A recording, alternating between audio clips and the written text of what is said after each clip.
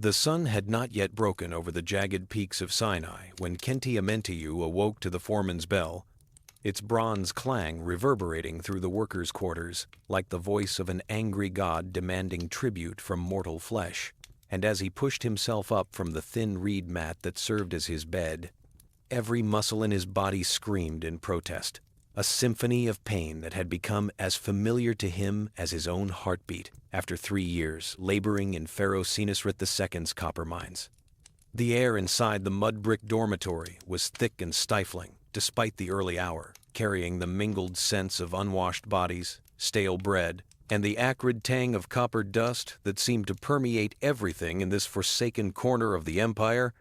And Amentiu knew that within moments, the temperature would begin its relentless climb toward the murderous heights that made the afternoon shifts feel like working inside the mouth of Apophis himself.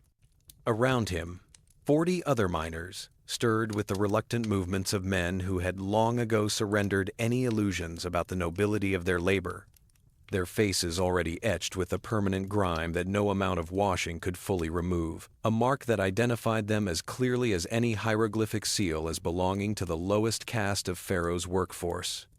Amentiu splashed tepid water from a clay vessel onto his face and ran wet fingers through his hair, which had turned from black to a curious greenish-brown from years of copper exposure.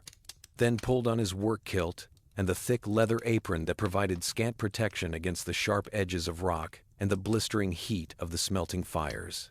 His friend Sabeth was already dressed and waiting near the doorway, his tall frame stooped as always to avoid the low ceiling beams, and when their eyes met, Sabeth gave him that characteristic half-smile that somehow managed to find humor even in their brutal circumstances, a quality that had kept Amentiu from complete despair more times than he could count. "Another glorious day in paradise awaits us, brother," Sabeth said with mock enthusiasm as they filed out with the others into the pre-dawn darkness, where the stars still blazed overhead with an intensity never seen in the Nile Valley, their light undiminished by the moisture and vegetation that softened the sky back home. The mining camp sprawled across a narrow wadi between rust-colored mountains that rose like the broken teeth of some primordial beast. And even in the dim light, Amentiu could see the countless scars that human labor had carved into the landscape, the gaping mine entrances that honeycombed the hillsides, the massive slag heaps where waste rock had been dumped, the complex of smelting furnaces that glowed like malevolent eyes even at this hour, and the administrative buildings where the royal overseers and scribes kept their meticulous records of every deben of copper extracted from the unwilling earth. The workers assembled in the central square where Overseer Ptahshepses stood, waiting beside the week's production roster, his corpulent frame draped in fine linen that seemed obscene in its quality compared to the workers' rags, his thick fingers adorned with rings that caught the light of the torches held by his guards. Stern-faced Medjay warriors whose presence ensured that no miner would dare question the overseer's authority. Ptahshepses raised his hand for silence, though the assembled workers had already fallen quiet with the automatic obedience of men who had learned that any show of resistance brought swift and brutal punishment. And when he spoke, his voice carried the nasal, self-important tone of a middling bureaucrat who wielded his small power with a tyrannical enthusiasm of one who would never rise higher. "The royal quota for this 10-day period has been increased by 1/5, Ptahshepses announced, his words landing among the miners like stones dropped into still water, sending ripples of dismay through their ranks. "Pharaoh's new temple complex requires additional copper for the sacred vessels and decorative work, and the royal treasury has determined that this mine has been underperforming relative to its capacity." Amentiu felt his stomach tighten at these words because he knew with absolute certainty that they were already flaying. Extracting copper at the absolute limit of what was physically possible, given their numbers and the increasingly difficult conditions in the deeper tunnels they now had to work. Several miners exchanged glances of disbelief and mounting anger, but no one dared speak, and Ptahshepses continued. "The new quota will be enforced strictly, and any shortfall will result in reduced rations and extended work shifts until production targets are met. Furthermore, the royal architect himself will be sending an inspector within the month to verify our output." So I expect every man here to dedicate himself fully to exceeding expectations and bringing glory to Pharaoh's name." The speech concluded with the ritual invocation of the divine king's protection, and then the workers were dismissed to collect their tools and report to their assigned work areas. And as Amentiu and Sabef made their way toward the equipment shed, Sabef muttered under his breath, "They might as well ask us to squeeze water from these cursed rocks. The veins in our sector are nearly played out, and they know it." Amentiu nodded grimly, because Sabef spoke the truth, that everyone understood, but no one dared say aloud the richest copper deposits had been exhausted years ago, and now they were pursuing increasingly marginal veins that required exponentially more effort for diminishing returns. And yet the administrators back in Memphis seemed to believe that production quotas could simply be increased by decree, as if the metal would materialize through bureaucratic will alone. They collected their tools from the shed: bronze chisels, wooden mallets, copper picks, limestone hammers, woven rope baskets for hauling ore, and joined the stream of workers heading toward the mine entrances. The sky now beginning to lighten in the east, with that peculiar lavender quality that preceded true dawn in the desert. Amentiu had been assigned to Shaft 7, one of the deeper excavations that penetrated nearly 200 cubits into the mountainside, following a copper vein that twisted and narrowed until the workers had to crawl on their bellies through passages barely wide enough for a man's shoulders. And as he approached the dark mouth of the tunnel, he felt the familiar clutch of dread that always preceded his descent into that stifling darkness. The shaft entrance was reinforced with timber supports that creaked ominously under the weight of the mountain, and oil lamps hung at intervals along the initial descent, their flickering light creating dancing shadows that transformed every crack in the rock face into something sinister and threatening. Amentiu lit his personal lamp from one of the entrance torches and began his descent, following the worn path that countless feet had smoothed over the years, the temperature dropping noticeably as he moved deeper into the earth. A brief respite that he knew would reverse once he reached the working face, where the confined space and physical exertion would turn the tunnel into a sweltering hell. The descent took nearly 20 minutes of careful navigation through a maze of side passages and vertical drops that required rope ladders, and by the time he reached the current work face at the end of Shaft 7's main tunnel, he was already sweating despite the cooler air. 3 other miners were already there. Amenemhat, a grizzled veteran who had been working these mines for 15 years, Kamwased, a relatively new arrival still adjusting to the brutal reality of mine work, and Zhao, a quiet man who spoke rarely but worked with the steady efficiency of an ox. They exchanged brief greetings, the easy camaraderie of men who depended on each other for survival in conditions that killed the careless or unlucky with depressing regularity. And then they set to work with the choreographed precision of long practice. Amenemhat examined the rock face they had been excavating, running his experienced fingers over the stone and feeling for the subtle variations in texture and hardness that indicated where the copper vein might run. Then he marked several points with chalk and stepped back to let the others begin the process of extraction. Amentiu positioned himself at the first mark and began hammering his chisel into the rock, the rhythmic clang of bronze on stone filling the confined space with a sound that would continue without pause for the next 10 hours. The work was monotonous and backbreaking, requiring absolute concentration because a moment's inattention could result in a crushed finger or worse, and yet it also induced a kind of meditative state where the mind could wander while the body performed its mechanical tasks. As he worked, Amentiu found his thoughts drifting to his childhood in a small village near Thebes, where his father had been a moderately successful potter whose workshop had supplied the local market with storage jars and cooking vessels. And life had seemed secure and predictable until the year of the poor inundation, when crop failures had cascading effects throughout the economy and his father's business had collapsed. Amentiu had been 14 when the debt collectors came, and rather than see his family's poverty deepen further, he had volunteered for the mining service. Seduced by the recruiter's promises of regular wages and royal rations, not understanding that he was signing himself into a form of bondage that differed from slavery mainly in its legal technicalities. The first year in the mines had nearly broken him both physically and spiritually, and he had watched strong men succumb to heat exhaustion, rock falls, and the mysterious wasting sickness that sometimes afflicted workers in the deeper shafts, their bodies simply giving up under the relentless demands placed upon them. But somehow, AncientEgypt had endured, had found within himself reserves of stubbornness and adaptability he hadn't known existed, and now, 3 years later, he was one of the experienced miners. His body hardened to the work even if his spirit remained perpetually weary. A sudden crack brought him sharply back to the present as a section of rock face suddenly gave way under Camwaset's chisel, revealing not the expected blue-green copper ore, but a dark void beyond. And Camwaset stumbled backward in surprise, nearly dropping his tools. What in Set's name? Amenemhat moved forward quickly, holding his lamp close to the unexpected opening. And AncientEgypt joined him, peering into what appeared to be a small cavity, perhaps 2 cubits wide and of indeterminate depth. Looks like we broke through into an old working, Amenemhat said, referring to the abandoned sections of the mine where previous generations of workers had followed veins to exhaustion and then sealed off the passages to prevent dangerous collapses. Strange though, there's no mention of earlier excavations in this area on any of the maps. They widened the opening enough for Amenemhat to squeeze through, and after a moment he called back, "There's something here you all need to see."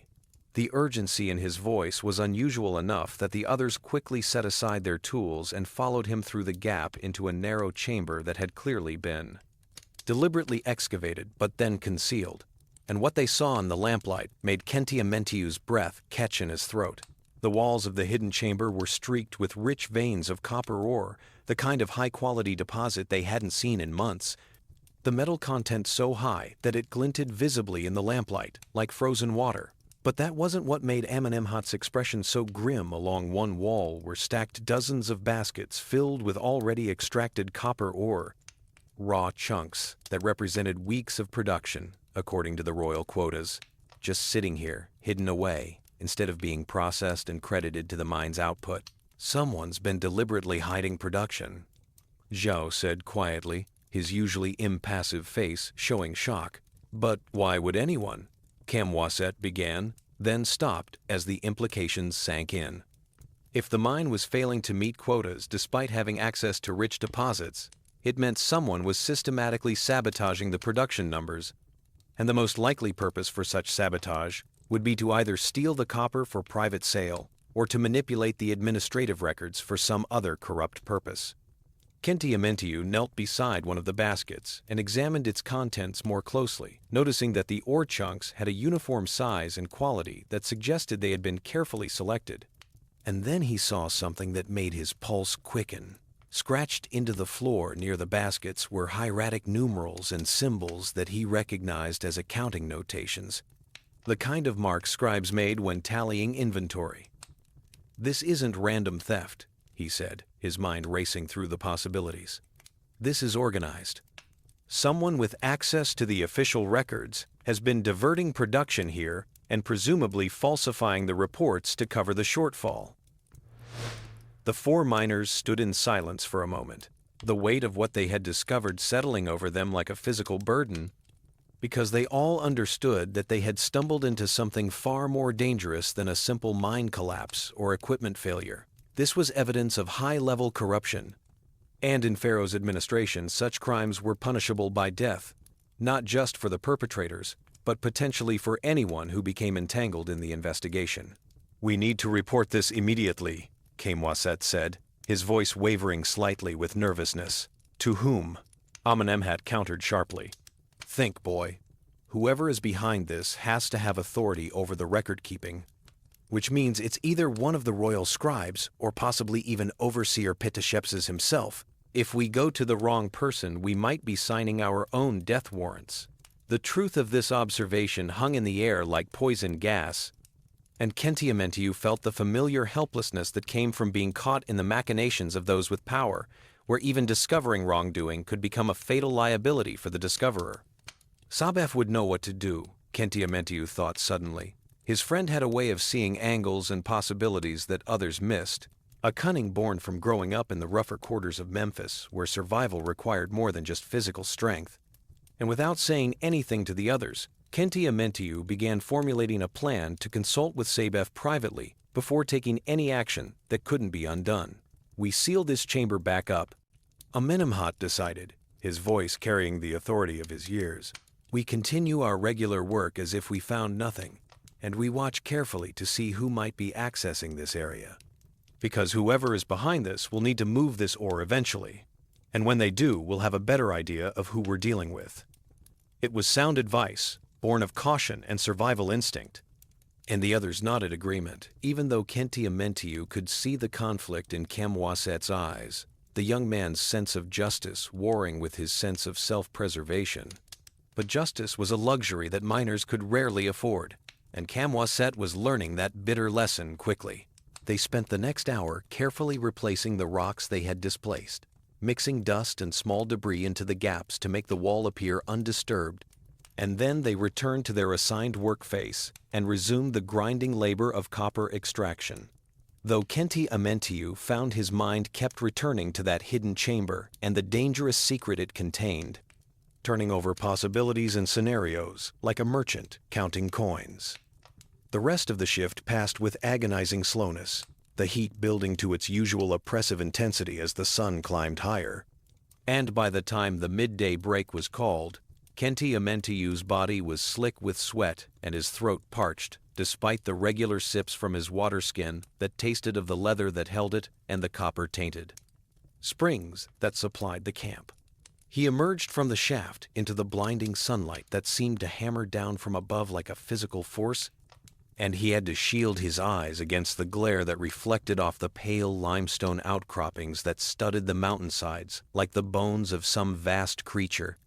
The midday meal was distributed in the shade of a canvas awning stretched between wooden posts, and Kenti Amentiu collected his portion flatbread that was more sand than grain, a small piece of salted fish that smelled questionable, and a handful of dates that were at least fresh, and then he scanned the crowd of workers, looking for Sabef's distinctive height. He found his friend sitting with a group of smelter workers who had the characteristic reddened skin and singed eyebrows that came from working near the furnaces, and Sabef's face lit up with a grin when he saw Kenti Amentiu approaching, though the grin faded when he read the tension in his friend's expression. "You look like a man who's seen a ghost," Sabef observed as Kenti Amentiu sat beside him, and the smelter workers tactfully moved away to give them privacy. Understanding the unspoken code that sometimes men needed to talk without audience, Kenti Amentiu waited until they were relatively alone.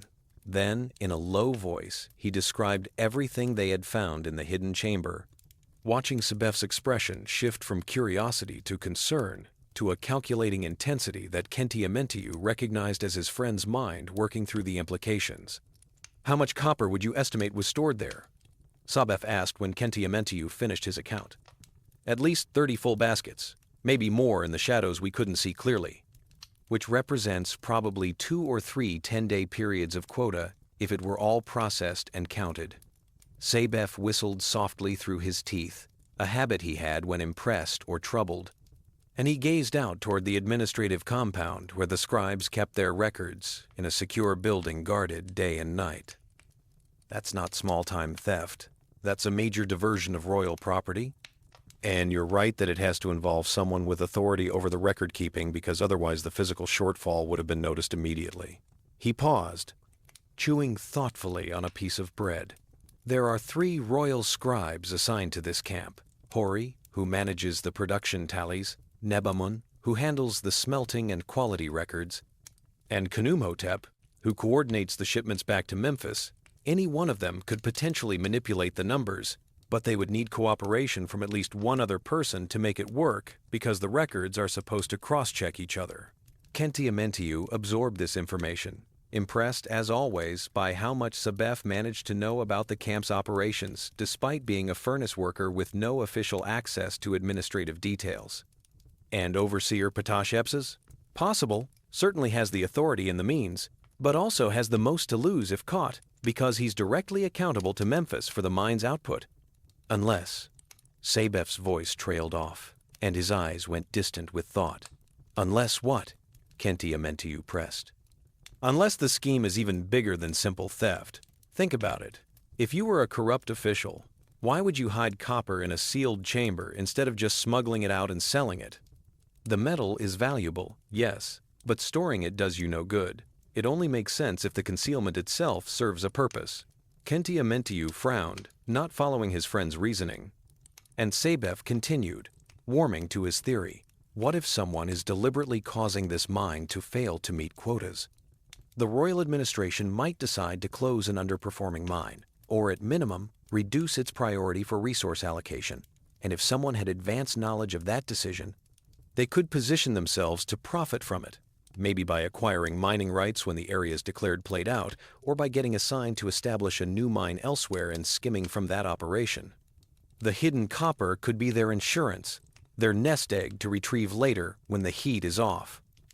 It was a devious scenario that spoke to the Byzantine complexity of bureaucratic corruption, and Khenti felt a chill despite the heat because it meant they were potentially dealing with someone who was thinking several moves ahead, someone who would view 4 miners who stumbled onto the truth as nothing more than inconvenient obstacles to be eliminated. "So, what do we do?" Khenti asked, hearing the note of desperation in his own voice. "We need evidence that points to a specific person," Sabef said firmly. "And we need protection, someone higher up the chain who has a vested interest in exposing this corruption and who can shield us from retaliation." "Unfortunately, I don't know who that would be in the current structure." They sat in frustrated silence for a moment. And then Khenti remembered something that Overseer Ptashepses had mentioned during the morning assembly. "The inspector," he said suddenly. "Ptashepses said the royal architect is sending an inspector to verify output within the month. If we can hold on until then and present our evidence to someone coming directly from the capital, someone who doesn't have existing loyalties or entanglements here." Sabef's face brightened with cautious optimism. That could work. That could actually work. Inspectors sent from Memphis are usually trying to make names for themselves by uncovering exactly this kind of malfeasance, and if you had solid evidence to present, especially if you could tie it to specific individuals. He trailed off, and Khenti could see the wheels turning in his friend's mind. "But a month is a long time to keep a secret like this, especially with 4 of you knowing about it. Can you trust the others not to talk?" Khenti thought of Amenemhat's hard-won wisdom, Zhao's quiet reliability, and Kamwaset's nervous energy, and he felt reasonably confident about the first 2, but less certain about the young man. "I think so. Amenemhat will keep his mouth shut out of self-preservation if nothing else. Zhao doesn't talk to anyone about anything. But Kamwaset worries me. He's got that righteousness that young men sometimes have, the kind that gets people killed." Sabef nodded understanding. "Then you need to manage him carefully, make him understand that premature action will get all of you killed and accomplish nothing. Appeal to his sense of strategy, if not his sense of caution." The bell rang, signaling the end of the meal break, and workers began moving reluctantly back toward their assignments, and Sabef gripped Khenti's shoulder in a gesture of solidarity. "Be careful down there. Watch for anyone unusual near that shaft. And if you can, try to gather more information about the accounting marks you saw. Anything that might help identify who's been doing the tallying."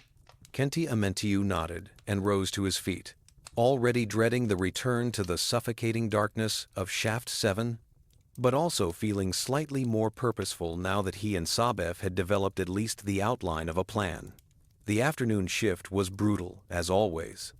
The heat in the tunnels reaching levels that made breathing difficult and turned every movement into an exercise in endurance, and Khenti found himself working almost mechanically while his mind churned over the morning's discovery and the dangerous path they were now walking.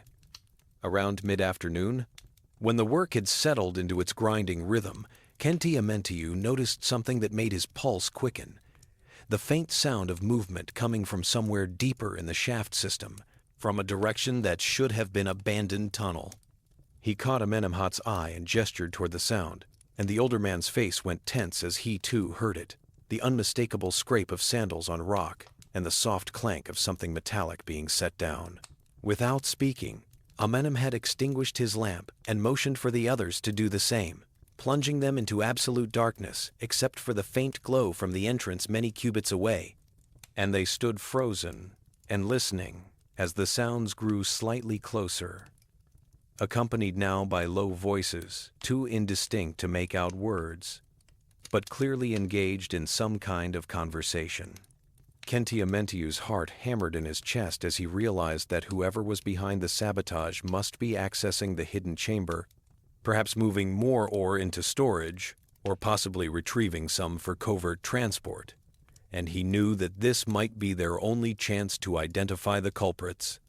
But approaching in the darkness carried enormous risk, because if they were discovered spying, they would almost certainly be killed and their bodies lost in one of the many convenient collapses that plague deep mines.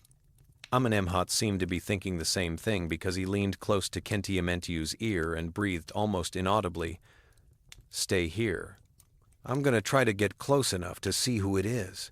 Before Khenti-Amenteju could object, the older man was moving away with the practiced silence of someone who had spent years navigating these tunnels. And Khenti-Amenteju stood rigid with tension, straining his ears to track both Amenemhat's movement and the mysterious voices, while beside him he could hear Zhao and Khemwaset breathing in shallow, controlled gasps. Minutes passed like hours in the oppressive darkness, the sounds of the intruders continuing sporadically, and then suddenly there was a sharp cry of alarm, a scuffling noise, and Amenemhat's voice calling out, "Run! Get out now!" And Khenti-Amenteju didn't hesitate, grabbing Khemwaset's arm and hauling him toward the exit, while Zhao followed close behind. They scrambled through the darkness guided by memory and the distant light of the entrance, their flight made chaotic by not being able to see the obstacles and irregularities in the tunnel floor, and behind them they could hear shouting and the sound of pursuit.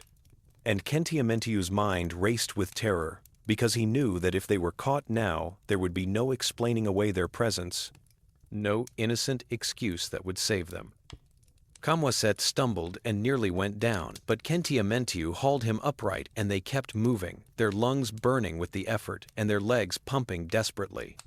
And then they burst out into the late afternoon sunlight that felt like a physical assault after the tunnel's darkness, and they didn't stop running until they had put significant distance between themselves and the shaft entrance, finally collapsing behind a large outcropping of rock where they could watch the mine opening while catching their breath. Zhao arrived moments later, his normally stoic face showing rare emotion in the form of wild-eyed fear, and the three of them crouched there, gasping and watching the shaft entrance with mounting dread because Amenemhat had not emerged. And as the minutes stretched on, Khenti-Amenteju felt a sick certainty growing in his gut that the older man had been captured, or worse. "We have to go back for him," Khemwaset said between ragged breaths, his young face twisted with anguish and guilt. "We can't," Zhao said flatly, and though his voice was calm, his hands were shaking. "If they took him, going back now would just mean they take us too, and then no one would be left to expose what's happening here." It was brutal logic, but undeniable, and Khenti-Amenteju felt the weight of it like a stone in his chest, because Amenemhat had sacrificed himself to give them a chance to escape, and now they had to make that sacrifice mean something, or it would be just another meaningless death in a place that consumed lives with casual indifference. They waited for nearly an hour, until the work shift ended and the tunnels began emptying of workers heading back to the dormitories, and Amenemhat never appeared. And when the three of them finally joined the stream of returning miners, they moved with the wooden numbness of men in shock, and no one seemed to notice anything unusual about them because everyone was too exhausted by their own labors to pay attention to others. Back at the dormitory, Khenti-Amenteju immediately sought out Sabef and pulled him aside, his words tumbling out in an urgent whisper as he described the afternoon's catastrophic events, and Sabef's face grew progressively grimmer as the story unfolded. "This changes everything," Sabef said once Khenti-Amenteju finished. "Whoever is behind this now knows that their operation has been discovered, and they'll be moving to protect themselves, which could mean destroying evidence, accelerating whatever their endgame is, or eliminating anyone they perceive as a threat." The implications were terrifying in their clarity, and Khenti-Amenteju felt panic rising in his throat like bile. What do we do? We can't wait a month for the inspector now. Amenemhat is probably already dead, and we could be next. Sabef was quiet for a long moment, his eyes distant with thought, and then he said, "There's someone here who might help us. Someone I've been cultivating a relationship with, who has reasons to be unhappy with the current administration. It's risky, but I think it's our best option given the circumstances." He paused, seeming to wrestle with whether to reveal more, then continued. "Scribe Nebamun, the one who handles smelting records. He's been passed over for promotion twice in favor of less experienced men who had better family connections, and I've heard him complain bitterly about corruption in the administration. I think he might be willing to help us if we approach him carefully." Kenti Amentiu wanted to object that trusting any official seemed like madness, but the truth was they were out of good options and grasping at increasingly desperate straws. "How do you know he's not involved in the scheme himself?" "I don't know for certain," Sabef admitted, "but the smelting records are separate from the mining output tallies, which means he wouldn't need to be part of a conspiracy to hide unprocessed ore. And his resentment toward the administration seems genuine. I've spent months listening to him vent his frustrations over beer at the workers' tavern. It was thin evidence on which to stake their lives." But Kenti Amentiu found himself nodding agreement, because the alternative was to simply wait passively for whoever had taken Amenemhat to come for them next. "When can we meet with him?" "Tonight after the evening meal, there's a small shrine to Hathor on the eastern edge of camp, where the copper workers go to pray for protection from the furnaces. It's usually deserted after dark, and we can talk privately there." Sabef's eyes were intense with urgency. "But we need to be extremely careful about how we approach this. We can't just blurt out accusations. We need to feel him out, gauge his reactions, and only reveal what we know if we're confident he can be trusted." The evening meal was a miserable affair, the food sitting in Kenti Amentiu's stomach like lead as his mind churned with anxiety, and his eyes constantly scanned the dining area, looking for any sign of unusual attention from the guards or overseers. And he noticed that Zhao and Camwaset seemed equally on edge, though they maintained the pretense of normalcy that might be their only shield against immediate suspicion. As the sun set and the camp settled into its evening routine, Kenti Amentiu felt the minutes ticking away with agonizing slowness, each moment pregnant with the possibility of guards arriving to arrest them, and he wondered grimly what had happened to Amenemhat and whether the man was even still alive or if his body was already being disposed of in some remote corner of the mining complex. Finally, as the last light faded from the sky and the stars began their brilliant display overhead, Sabef caught his eye and gave a subtle nod toward the camp's eastern perimeter.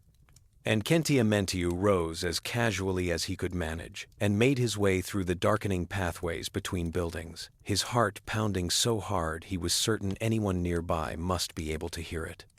The shrine to Hathor was a modest structure, just a small stone platform with a roughly carved image of the goddess and a few offering bowls that workers left copper tokens in, asking for her protection in their dangerous work. And as Kenti Amentiu approached, he could see two figures already waiting in the shadows, and he recognized Sabef's tall silhouette, and beside him a shorter, rounder figure that must be Scribe Nebamun. "This is my friend Kenti Amentiu, the one I told you about," Sabef said quietly as Kenti Amentiu joined them. And in the starlight he could see Nebamun's face. A soft-featured man, perhaps 40 years old, with the ink-stained fingers and slightly hunched posture of someone who spent their days bent over papyrus scrolls. "Your friend has made some serious allegations," Nebamun said, his voice carrying an educated accent that marked him as someone from a scribal family. Probably middle-class Memphites who had been training record-keepers for generations. He claims there is systematic fraud occurring in the mining operations, which if true would be a capital offense for everyone involved. Kenti Amentiu took a deep breath and made a decision to trust this man because they were already committed, and turning back now would accomplish nothing. Not just fraud, but sabotage, designed to make the mine appear less productive than it actually is, and I can prove it because I've seen the hidden chamber where processed ore is being concealed, and I've seen the accounting marks that suggest someone with scribal training is managing the diversion. Nebamun's eyes widened slightly, and Kenti Amentiu pressed on. describing in detail everything they had discovered in Shaft 7, the quality and quantity of the hidden copper, the tallying marks on the floor, and then the disastrous afternoon encounter that had ended with Amenemhat's apparent capture. When he finished, Nebamun was silent for a long moment, his expression troubled and calculating.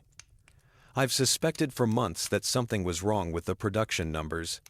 He finally said, "The amount of copper coming through my smelting operation has been declining steadily, but the ore quality from what I do see has remained consistent, which didn't make sense if the veins were playing out, as the official reports claimed." He paused, seeming to wrestle with how much to reveal.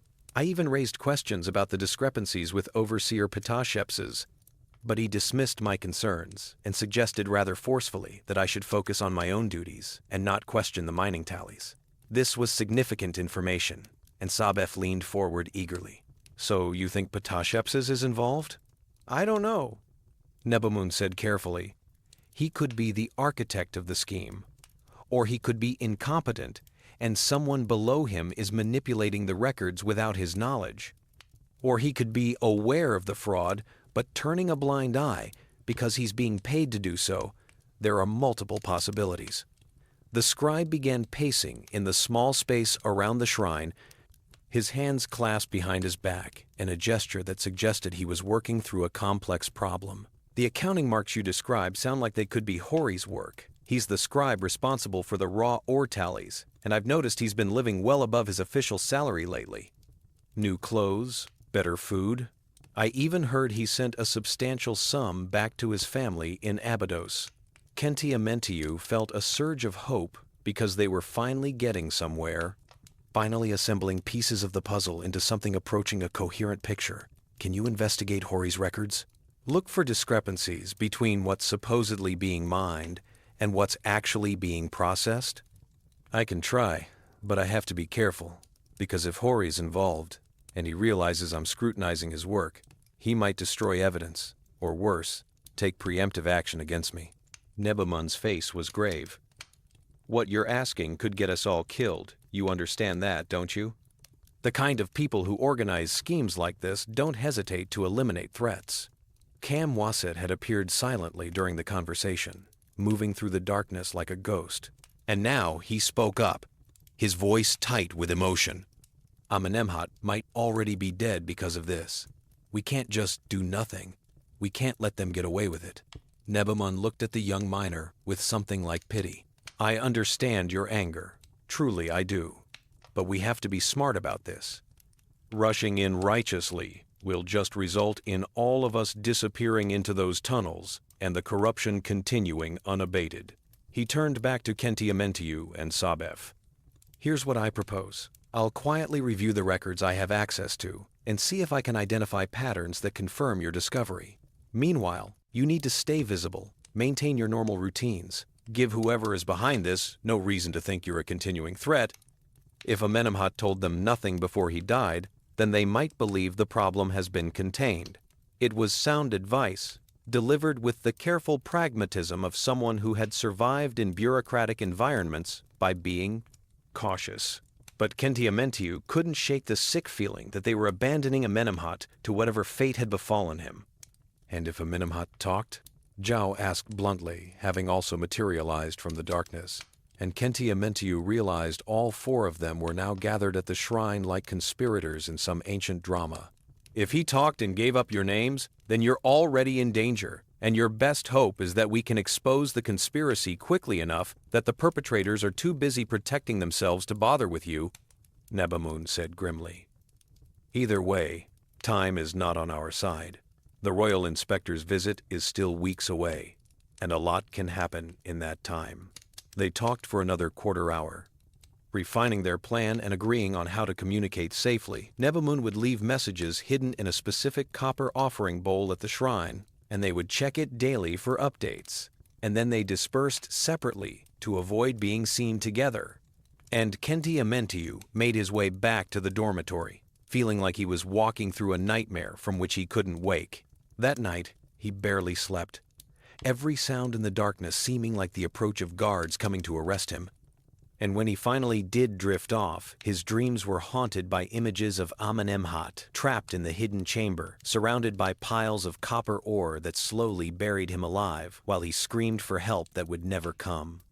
The next morning dawned with no sign of Amenemhat, and no explanation for his absence, and when the work crews assembled for the day's assignments, Overseer Patashepses made no mention of any incident, which Kenti Amentiu found more ominous than if there had been an official announcement, because it suggested that whatever had happened was being actively concealed. Kenti Amentiu was reassigned to a different shaft for the day, ostensibly because they needed additional workers on a promising new excavation.